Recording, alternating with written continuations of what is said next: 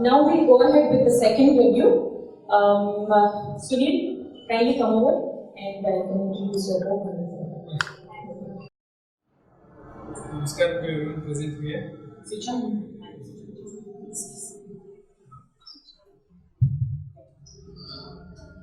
Very good evening. I'm very grateful to Radhika for encouraging me to give a book review here before all of you. A very warm welcome to all the members of the CCB family for the first meeting of January 2020. Though I did some homework for this review, without any shame, I'm going to use my material and my phone. Experts do that, learning it. If I was planning a review, I would not guarantee anything but pre and post apology to all members for the coming review. They might find it like boring. With all due respects to the author, W.Wallace, who wrote this Epicureanism book in 1880, which I am going to review now. This is not a big book of literature in which, while you read, you will have a window into the time and get associates and travels along with the characters you are reading.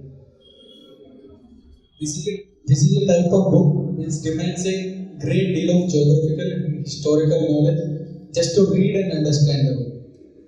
Sometimes a single page is enough to years of debate and discussion.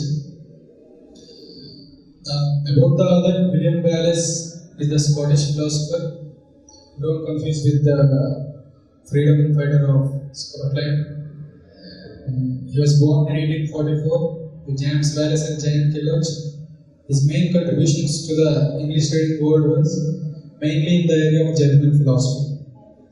Through his translation works, the understanding of English reader in German philosophy was significantly improved. Epicureanism is the second book of Wallace. He was the fellow of Merton College and the professor of moral philosophy at Oxford. In this book, he highlighted the links between the life of Epicurus and the philosophy that he exposed. As we all see, Indus Valley civilization is a starting point, and to the present day society, most of the European society takes inspiration from the Greece and their democratic values and institutions, mostly drawn from the Greek philosophers.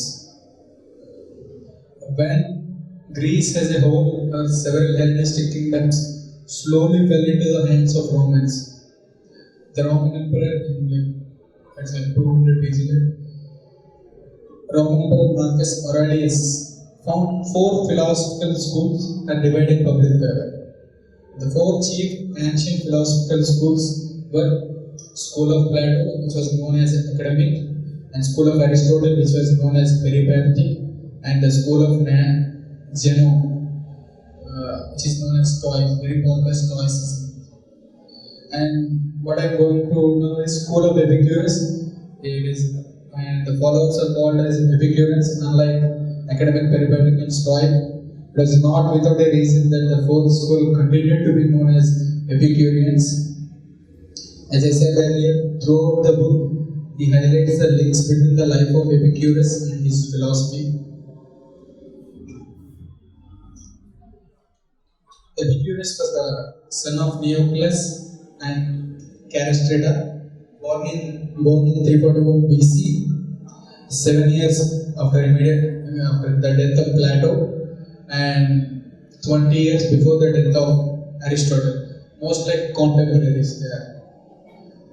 It's impossible to determine the precise spot where he was born, but he was an Athenian born at an Athenian hamlet situated about 7 miles northeast of Athens.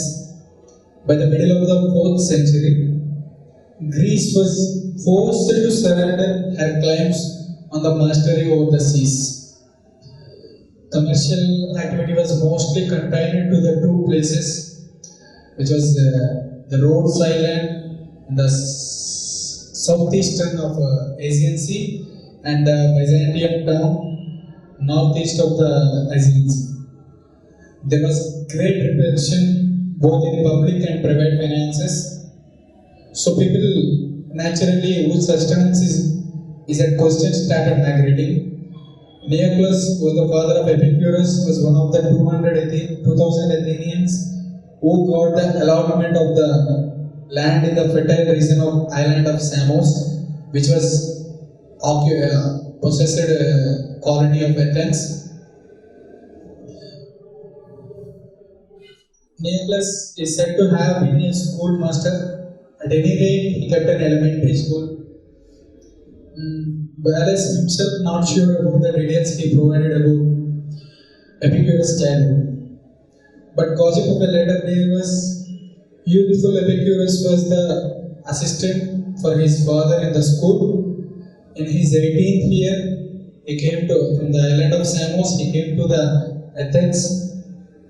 There was a tradition in Greece, Athens. Before at the age of 18, you have to come before the countrymen, your fellow countrymen, and prove your citizenship.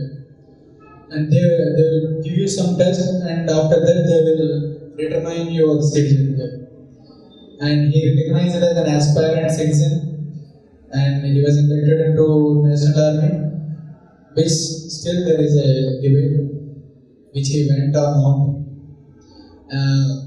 If you observe the fact he was born in 341, he came, at the 18th year means he came on 323 BC. It was simultaneous with the Alexander the Great death.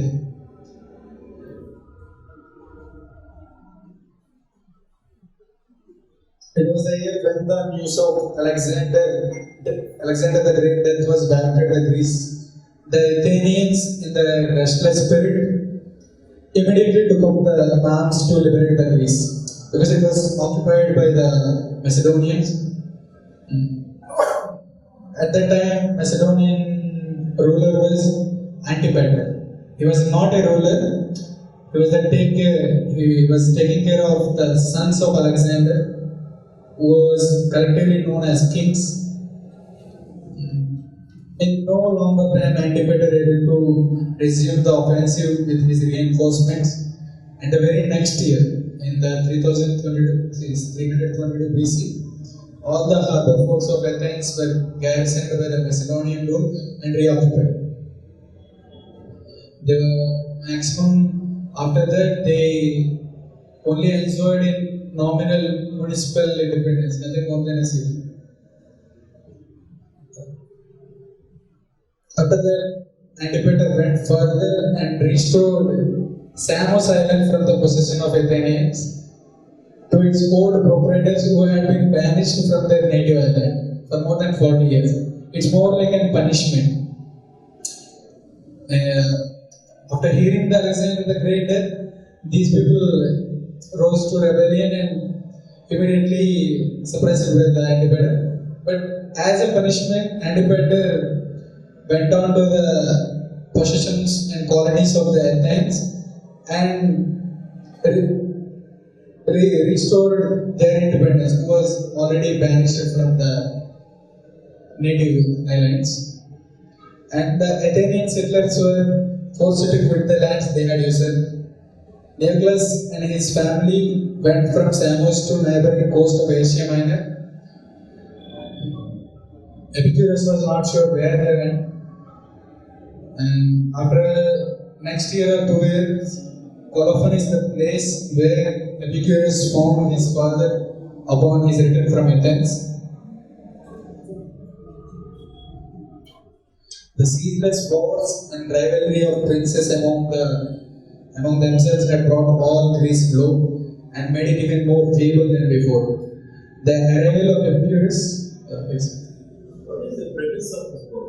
What is the idea that the book revolves around? Of course, you've been giving. Yeah, we got the question. Yes. Yes. It's like I already told you that there are 4 chief ancient philosophies. At the time of Greece, mostly European societies take inspiration from the Greece only. Only four philosophies. In that, the two philosophies which was espoused by Plato and Aristotle, it's like idealistic philosophies. This Stoicism and Epicureanism school of thought are the realistic philosophies. They don't propagate any idealistic societies, some type of utopian thoughts which most of them not understand. They will say like content. Epicureanism mostly says content with what you have.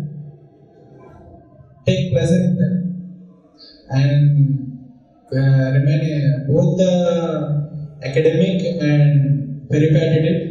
Both schools are cynical about this Epicureanism because Epicureanism says pleasure is the highest good.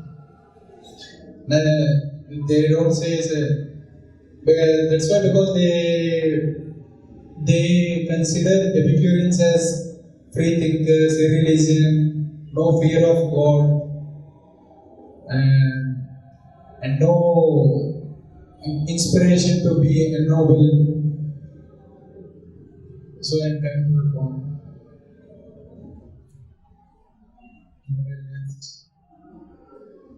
Yeah, the arrival of Epicurus in Athens again was in 307 BC. It is the time when the city was more openly involved in the war between the successors of Alexander. Each of them hoped to win Athens to his side, so that's why they are doing war. But all, it's like submitted, all brought down Greece to very low. Coming to the religion and national faith at the time, and the Epicurean view. In religious matter, Epicurus was not an atheist. He worshipped the gods of his community in his age, but there is a contradictory in self. While he was evolving over time, he slowly changed the argument which he was putting forward. And if you observe the discussion and dialogue, freedom of speech at that time, free dialogue and discussion among the philosophers was there, but way of involving in discussion was drastically changed. In Socrates' time, philosophers are freely discussing on the streets and squares with all comers, on all the topics. But coming to the Epicurus time, he bought a house and garden which was almost some say quarter of the city, and he was closely in that compound only they are discussing. It's not anymore you're coming to the open auditoriums like we know in Rome and squares, you're exposing your philosophy, you're putting forward your points. No, it's not that. Most of the time, he came in 307 BC to the Athens, and then after he almost stay out of politics.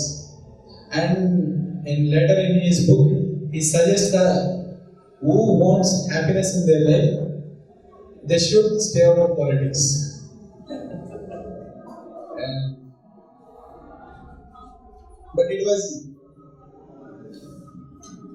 But Epicurean philosophy, why I took this book was, it's not like I'm the person who can give a review.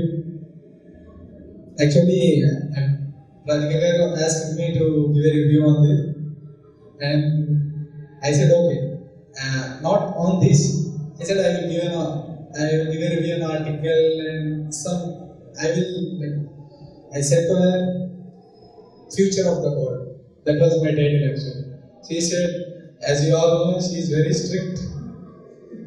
As anyone can be. Rather than an article, that's all. As anyone can be. So she said, no, possibly it should be a book as per our instructions. So I took up this book. Here, by doing review also, I can say, I am not the best person to give a review on this book. But I am trying with her encouragement. Epicurean brotherhood.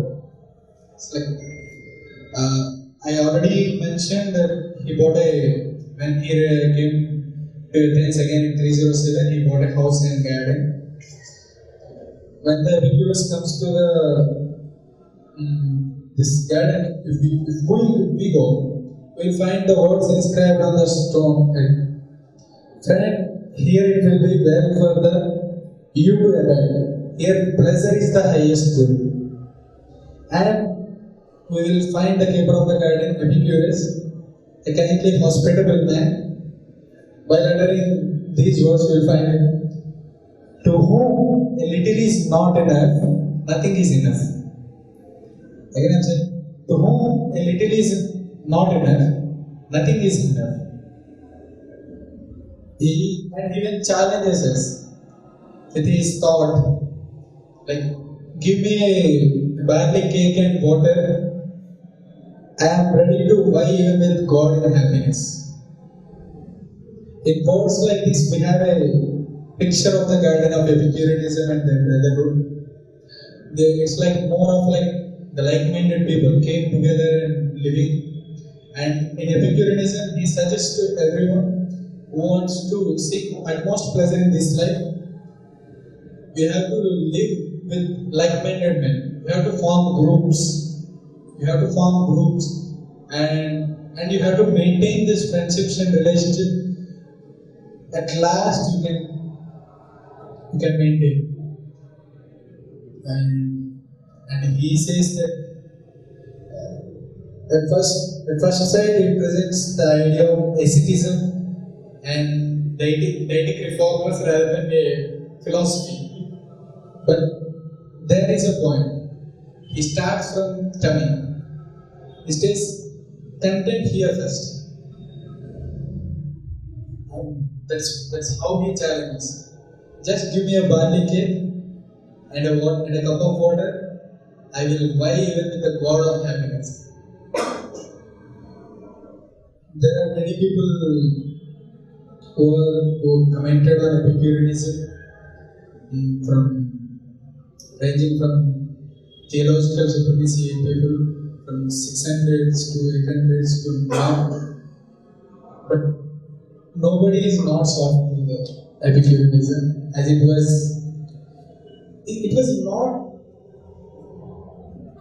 not anti-religion or something.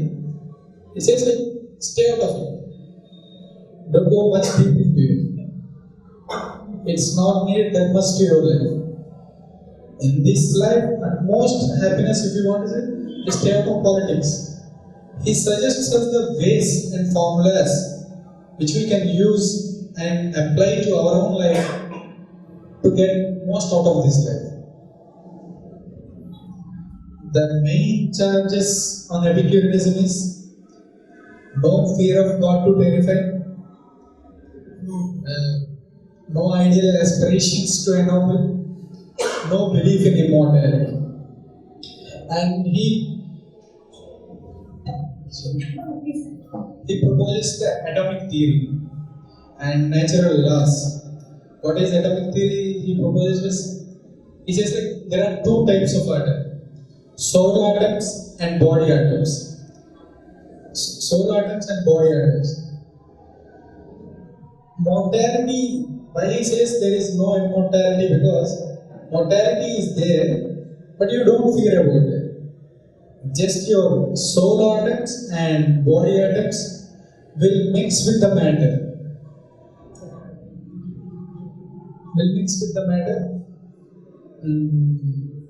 And he further goes and says, only two things coming as obstacles into the human happiness. One is freedom of God, and another one is you will die. We all have it. That's why we do all the time. He simply says that there is maybe spirit power, there is a mortality, but you shouldn't fear about it. And it's ranges over 300 pages and 10 chapters. It's like natural world and even logic and philosophy, God and theology. And as a conclusion, he says just that. Okay. Yeah, let's listen.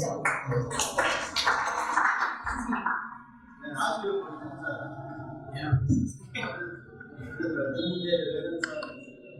What's the present day relevance of Epicureanism? Did I pronounce it right? First of all, please right. Yeah. So, relevance of Epicureanism in present day. It's like today it's become in every family we have. It's become normal. Hypertension, sugars, and all these things. Yeah? It's become like very normal. Oh, I also got it. I have such a depression. So he says that if we teach this type of philosophy to the younger generation and children, it's already in some other way, in some other part of the world, they are teaching. Like in Japan, we go and see. At the grade of 4th grade, they don't have exams and all these things. They might have, but they mainly concentrate on the food. You should know the food what you are taking, and you should. And we know the scientific fact that our tummy we can expand from like 120 ml to some 5 to 8, 9 liters. Yes, and he says the destiny of any society, any world is not dependent on the God. He says that God left us alone. God has no business in this politics. Only the able man who has the power and give a direction to that society, only they will change. It's a collective effort, not a single one. If you want to take utmost pleasure out of your life, just stay out of politics. That's what he did when he came to Athens in 307. Wonderful, Suneel. This is actually not an easy subject to talk about, and as all of you here are big people, they all agree with the point that it's not easy to first of all venture into this kind of book review. You have done that as the very first thing. Kudos to you. So we appreciate you in doing that. And I request Professor Ravi Garu. He is a professor here with us, and he is an expert in international relations. So I request him to come and just give his thoughts on this. You'd like to give it to me. Greek philosophy, ancient Greek philosophy, చాలా సాధారణంగా ఉంటుంది. మన Indian అంటే Persian ఫిలాసఫీకి ఎదురుగా అంటే some of the writers. And Epicureanism must not be confused with hedonism. Hedonism is just pleasure and nothing else. అలా ఉంటుంది.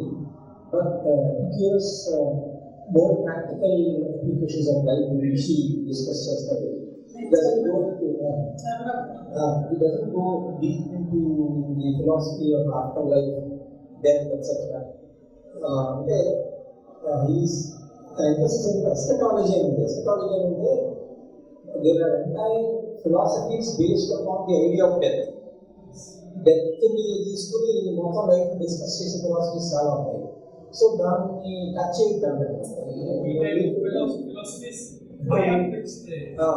So fear of death is one of the limitations on human behavior. So Greek philosophy, Zeno, Socrates, Aristotle, other great tradition of deep thinking. So one of the books I would suggest for anybody as an introduction would be Bertrand Russell's History of Western Philosophy. The introductory book in Chala, Chakata Greek philosophy gives us. It's a very good attempt, and all the best for it. Yeah, Sunil, you have any other things to share, please? As you said, it is like more of like Indian philosophies, and we are not certain they took inspiration from they certainly took inspiration from us, because in this Epicureanism, W.Wallace touches that like some of the philosophers at that time in Greece were just walking around naked. It's like 565 BC, Jainism and Buddhism, they are contemporary. In 300s, they are just imitating us. Without any background of philosophy, they are just going around in naked. And they took so much of inspiration from us, but it was not written. As we all believe what is written only, we didn't have much to be proud.